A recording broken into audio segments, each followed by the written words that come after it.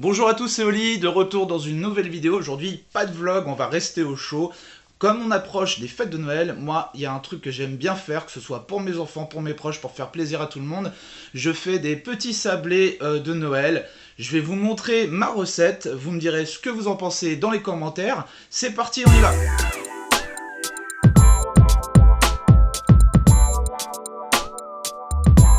Pour démarrer cette recette, vous aurez bien évidemment besoin d'un plan de travail propre, de farine, 250 g environ, de sucre en poudre, 50 g, du beurre, 125 g, de la poudre d'amande, ici il y a 125 g mais on en utilisera moins, un œuf, de la cannelle moulue, un sachet de sucre vanillé.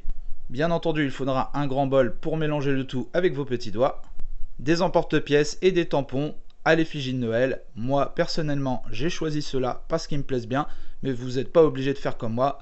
Libre à vous de choisir votre décoration. Alors, dans un premier temps, on va commencer par mélanger notre farine. On a nos 250 g de farine. On les met comme ça dans le bol. Comme je vous disais, 125 g de beurre. Moi, je les ai découpés en petits carrés pour que ça soit plus facile à pétrir. Et là va commencer le travail le moins sympa du monde, c'est-à-dire que vous allez utiliser vos petites mains et vous allez commencer à mélanger comme ça et vraiment vous faites le geste, vous voyez, d'émietter. Je sais pas si vous voyez bien. Ouais, vraiment vous n'hésitez pas, hein. Vous allez avoir une texture qui va être comme ça avec le beurre. Faut vraiment bien mélanger. Donc voilà, je vous retrouve avec la pâte. Vous voyez, la consistance, elle est quasiment sableuse, hein. Même elle a pris la couleur, on dirait vraiment du sable. D'où la pâte sablée. Vous allez incorporer le sucre, hein. Vous y allez d'un coup, hop, voilà.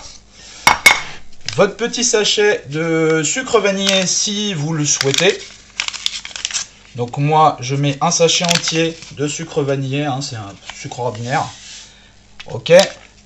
Vous êtes libre ou pas de rajouter de la cannelle moulue si vous le souhaitez, d'autres choses. Voilà. Donc là, à nouveau, on repart avec les doigts. On mélange, hein, vous voyez, ça va devenir de plus en plus sableuse. Donc c'est ce qu'on appelle le mélange sec. Voilà, on essaye, hein. Moi, je fais toujours comme ça. Et donc, une fois que vous avez bien mélangé, on va s'attaquer à la partie la plus folle. On va mettre un œuf.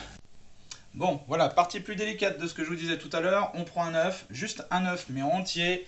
On le casse, hein, voilà, comme ça. Moi, je le mets à part.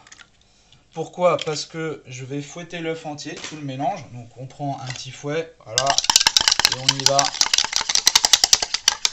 Très important. Dans chaque mélange, que ce soit en pâtisserie, dans tout ce que vous voulez faire, quand vous voulez incorporer des œufs, du sucre, de la farine, ce que vous voulez, c'est important d'y aller par étapes et toujours de bien incorporer, de bien mélanger chaque mélange. L'idée, c'est d'avoir quelque chose qui soit toujours homogène. Voilà, et que vous galériez le moins possible. Donc, voilà, j'ai fouetté un petit peu, hein. J'essaie pas de faire blanchir le mélange. Et puis en fait, bah voilà, tout simplement, je vais verser comme ça. Et c'est suffisant. Je vais essayer de récupérer le plus possible. Voilà. Une fois qu'on a fini ça, là, si vous voulez pas trop vous dégueulasser, vous prenez une petite spatule comme ça, et puis bah, vous tournez le mélange tout simplement. Vous voyez, c'est pas compliqué. Ça va, si vous voulez, faire un lien, et ça va rendre votre mélange avec plus d'accroche. C'est-à-dire que quand vous allez devoir faire une boule, puisqu'on va rassembler ce mélange sableux, voilà, pour former, vous voyez déjà ça accroche un peu plus. Donc c'est ça l'idée. Là on a un mélange qui est carrément homogène, on a carrément, là on commence à faire une pâte, hein. On a notre pâte, vous voyez, carrément là ça tient. Voilà, ça c'est dû à l'action en fait, l'œuf qui est le liant. Donc on a plus cet effet sableux. Alors il va falloir la travailler un peu la pâte, hein. Je vous le dis, hein, vous allez vous salir un peu les mains, hein, mais c'est pour la bonne cause. Vous allez pétrir comme ça pendant, allez, je sais pas, 1 ou 2 minutes, voilà, c'est pas bien méchant. Vous en aurez un peu sur les doigts. Puis après vous allez voir, on va faire un truc qui est très simple, on va fleurer le plan de travail pour redonner du corps à la pâte. Et c'est ce qui va faire qu'elle va moins coller au doigt, tout en restant, voilà, vous inquiétez pas, elle va pas s'effriter. Donc là, vous voyez, j'ai une boule comme ça. Là, je vais mettre sur mon plan de travail. Donc, comme je disais, je flore un petit peu, voilà, un peu de farine. N'hésitez pas à en mettre un petit peu sur le mélange. Et puis là, vous allez voir tout de suite, en aplatissant, vous voyez, ça va prendre, ça va redonner du corps à la pâte. Et puis elle va tenir, elle va être de moins en moins friable, tout en restant souple. Donc ça, je crois que c'est le but de la manœuvre. Et vous avez une pâte sablée qui va être sympa. Donc, n'hésitez pas. En fait, l'idée, c'est qu'il faut pétrir. Vous voyez là, déjà, en aspect, j'ai plus rien, ça colle plus au doigt. Donc, c'est que là, on est bien. Alors là, elle paraît encore un peu cassante, mais vous allez voir que à force de la travailler, et puis surtout de la laisser reposer. Parce qu'en fait, le secret, c'est de la laisser reposer avant d'aller détailler avec les emporte-pièces vos petits biscuits. Maintenant, je vais pouvoir, j'en fais une boule, je vais pouvoir la laisser se reposer. Alors, moi je vous conseille au réfrigérateur. Vous pouvez éventuellement, si vous avez une cave, un endroit frais dans votre maison, là j'imagine que c'est la période où il fait frais, vous pouvez avec un chiffon dessus, un torchon, la laisser reposer. Mais je vous conseille, si vous n'avez pas de cave, tout simplement de la laisser au réfrigérateur une bonne petite demi-heure. Vous la laissez se reposer et vous allez voir, ça va être nickel après pour la travailler quand vous allez sortir. Voilà, donc je mets mon petit chiffon dessus, hop, et ça part au frigo et je vous reprends quand la pâte est prête. Donc revoilà la pâte. Ce qu'on va faire, c'est que moi j'ai pris une feuille de papier cuisson, je mets la pâte ici, je mets la pâte dessus. Pourquoi j'appuie? Parce que ça va la tenir, ça va me permettre de faire glisser mon rouleau et de l'étaler, de faire ce qu'on appelle une sorte de pâton. Donc le pâton en fait c'est la pâte qu'on étale, voilà, ça permet dans un premier temps de l'étaler comme ça, sans que ça adhère trop au plan de travail. Voilà. Ok. Et là on va, vous voyez qu'elle se tient nickel la pâte. Alors une belle pâte sablée. Et là le travail va commencer, on va abaisser notre pâte. Donc quand je dis un pâton en fait, c'est que là on a à peu près la taille du rouleau. Vous voyez? Donc ça c'est un pâton. Et donc on va abaisser notre pâte jusqu'à peu près un demi-centimètre. Donc là je l'ai abaissé dans la largeur et là je vais la baisser encore comme ça. Et quand je dis voilà vraiment hein, c'est un demi-centimètre quoi pour être bien, pour détailler les biscuits, vous allez voir qu'après ils vont venir tout seuls avec l'emporte-pièce, ça va être beaucoup plus facile. Si vous la faites trop fine, si vous la baissez trop en dessous de 3 mm, vous allez être embêté à essayer de détailler la pâte en plus avec la chaleur ambiante puisque vous l'avez sortie du réfrigérateur. Ça va se ramollir de plus en plus, ça va être la cata, tout ce que vous allez faire va... vous allez vous retrouver avec des choses pas très jolies, pas très esthétiques. Alors là, il vaut mieux voilà, essayer de s'arrêter quand vous êtes à peu près là, à cette hauteur. Donc, je ne sais pas si vous voyez bien, je vais essayer d'avancer le plan comme ça.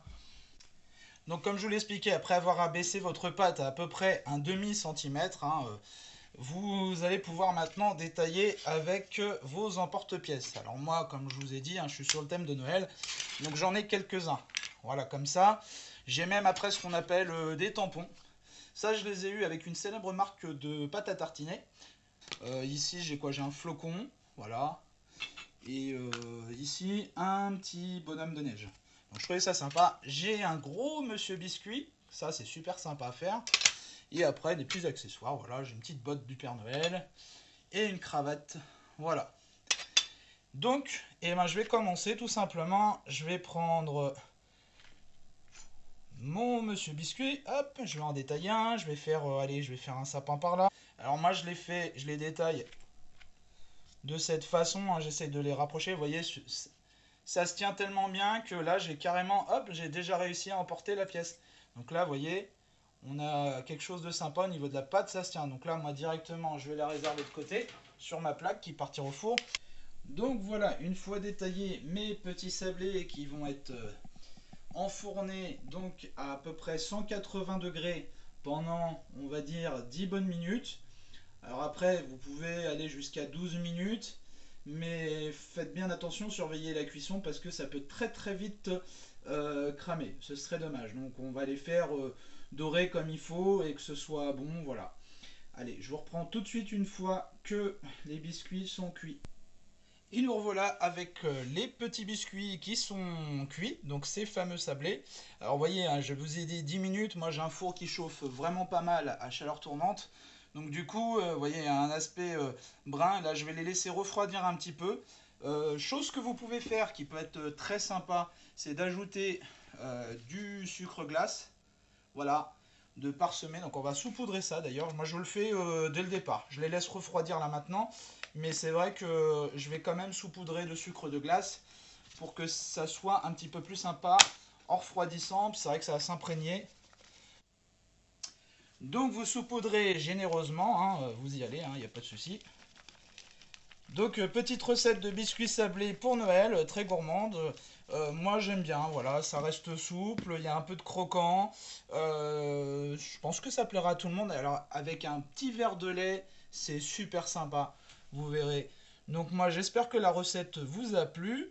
Je vous mettrai en description les ingrédients et le grammage pour que vous puissiez la refaire chez vous si le cœur vous en dit. Bon alors les amis, j'espère que la recette vous a plu. Si c'est le cas, n'hésitez pas à me le dire en commentaire. Si vous voulez d'autres recettes, j'en ferai avec plaisir. Je pense vous faire une petite vidéo très prochainement aux alentours du 23-24 décembre. Je vous montrerai comment je fais ma génoise maison. Je vais vous montrer comment faire une bûche. Quelque chose de sympa, gourmand pour les fêtes. Voilà, et je vais m'empresser tout de suite de goûter ces petits biscuits. Génial. Juste trop bon, excusez-moi. Genre ma fouille. Ouais, on a le croquant, le biscuit, il reste souple, c'est super bon, c'est simple, c'est facile, ça plaira aux petits comme aux grands. Quel régal, waouh. Sur ce, je vous dis à très vite, abonnez-vous à la chaîne tout de suite maintenant, et je vous dis à bientôt pour une nouvelle vidéo.